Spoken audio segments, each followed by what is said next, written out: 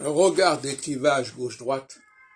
J'entendais parler tout à l'heure de Jeanne Bourdin à ce sujet sur Sud Radio. On nous parle beaucoup de ces questions, la gauche, la droite, qu'est-ce que c'est, etc. C'est assez confus. Dans mon système, je répondrais que la gauche assume au sein d'une société des clivages et des tensions. Et que ça fait partie de la vie sociale, qu'il y a des mouvements, qu'il y a des grèves. C'est une forme de dialogue social comme un autre, etc.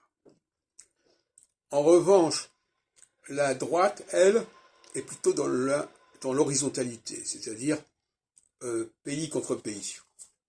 Là, il y a la France, là, il y a l'Allemagne, etc. Bon, et on va donc minimiser les différences au sein de chaque ensemble.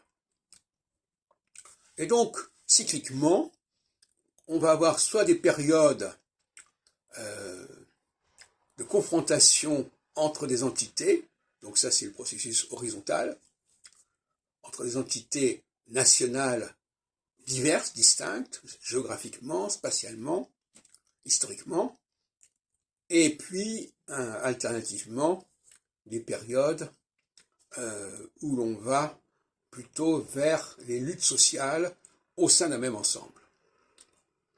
Actuellement, dans cette période de transition vers l'équinoxialité, nous irions vers ce qu'on pourrait appeler un temps de lutte sociale.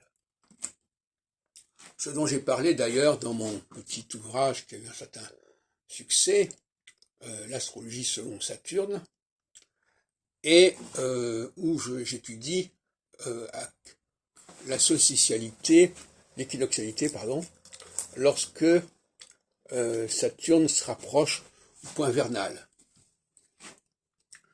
Quand on se rapproche du point vernal, ou à l'opposé du point inverse, qui est celui de automnal, mais aussi avec les axes Gémeaux-Sagittaire et Vierge-Poisson qui préparent, qui sont le préambule à ces périodes-là, eh bien, nous avons des moments de catharsis, si on peut dire, de lutte sociale qui s'offrent à nous et qui vont donner 1968 par exemple, ou autre chose, enfin, peu importe, ou 1995. Donc, là nous sommes en direction de quelque chose qui ressemblerait à ces confrontations sociales intestines au sein de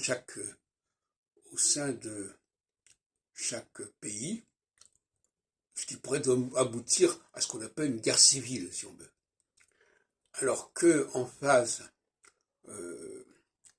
solsticiale, ce sont plutôt des confrontations entre les différentes entités, comme on l'a vu par exemple pendant la Première Guerre mondiale. Alors que pendant la Seconde Guerre mondiale, on était en phase, en tout cas à un moment donné, en phase équinoxiale, et ça donnait des résultats totalement différents, avec des phénomènes de collaboration, etc.